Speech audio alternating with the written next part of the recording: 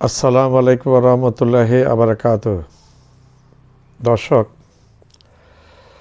24 ঘন্টা পর আবার আপনাদের সামনে হাজির হলাম। নির্বাচন বাংলাদেশে গতকালকে একটি স্মরণীয় দিন ছিল এবং নির্বাচন হয়ে গেল।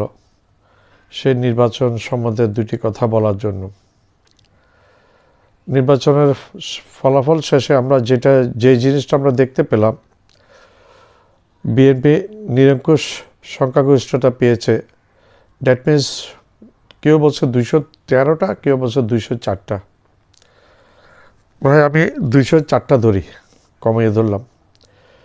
একটা ভূমিধস বিজয় অর্জন করেছে বিএনপি।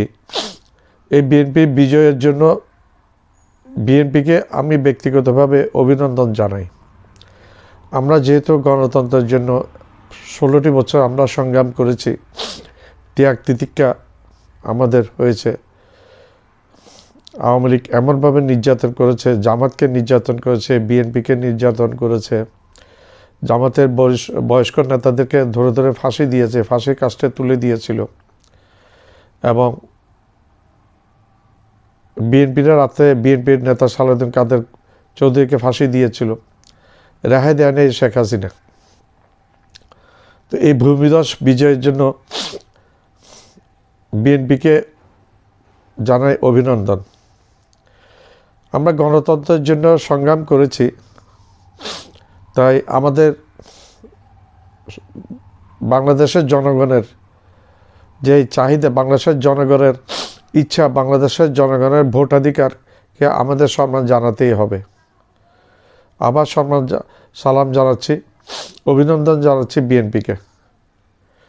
এখন জামাতের কেন এত ভূমিধস পরাজয় হলো, সেটা জামাত 11 দলকে চুলচেরা বিশ্লেষণ করতে হবে। তারা কিন্তু একটি শক্তিশালী বিরোধী দলের ভূমিকায় আসতে পারবে, নো ডাউট।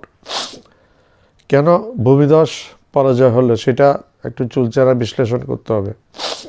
কোনো জায়গায় কি কোনো ল্যাকিংস ছিল? আর বাংলাদেশে ইয়াং জেনারেশন এবার প্রায় 4 কোটির কাছাকাছি ইয়াং জেনারেশন।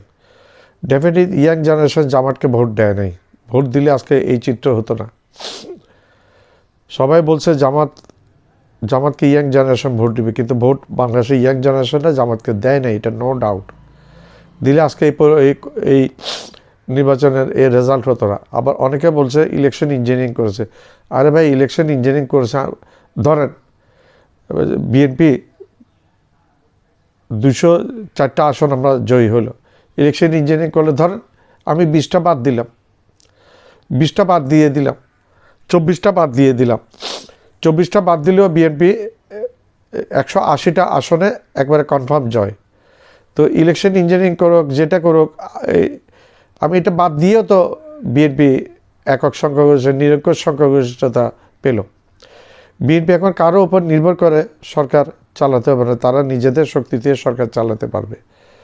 যাও, এখন বিএনপির চলার গতি, চলার ক্রাইটেরিয়া, বিএনপিরও গত 14 মাস কিছু ভুল ত্রুটি ছিল, অনেক ভুল ত্রুটি ছিল, যেটা অভিযোগ ছিল, কিন্তু মানুষ সেটা ধাতব্যের মধ্যে নেয় নাই, মানুষ ক্ষমা করে দিয়েছে। তাই বলে বিএনপির ক্ষমতা এসে যদি বিশেষ করে চাঁদাবাজি, এই জিনিসগুলো যদি তারেক রহমান যদি মিটাইতে না পারে, এই জিনিসগুলো যদি কন্ট্রোল করতে না পারে, তাইলে বাংলার মানুষ আবার মুখ ফিরিয়ে নেবে। বাংলার মানুষ বিএনপিকে এখন ভূমিধস জয় দিয়েছে এবং মুখ ফিরিয়ে নিবে একবার, নো ডাউট। বেশি সময় লাগবে না বাংলার মানুষও মুখ ফিরিয়ে নিতে বিএনপি থেকে।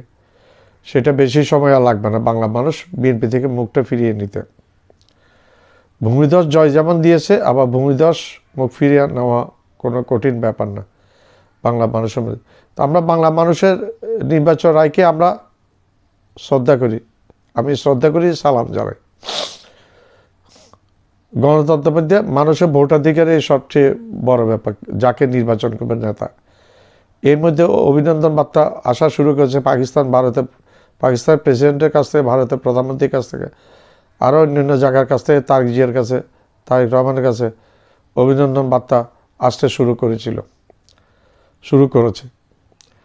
তো আমরা আশা করব বিএনপি একটা সমৃদ্ধ বাংলাদেশ গড়ার জন্য বিএনপির বিগত সময়ের যে ভুল ত্রুটি এবং শেখ হাসিনার যে ভুল ত্রুটিগুলো, এগুলো থেকে বিএনপি শিক্ষা লাভ করবে, সেটাই মঙ্গল। যদি শিক্ষা লাভ করে সেটাই মঙ্গল, না হলে অমঙ্গল।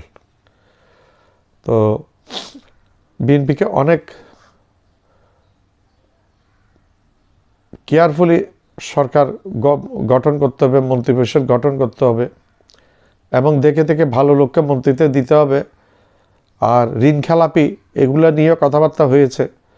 ঋণ খেলাপিদের যদি আবার যদি ওই ধরনের ব্যবসায়ীদেরকে যদি মন্ত্রী বানাইয়ে তাহলে দেশের আবার সেরকম আওয়ামী লীগ আমলে যেরকম টাকা লুটপাট করেছে সেরকম লুটপাট করবে।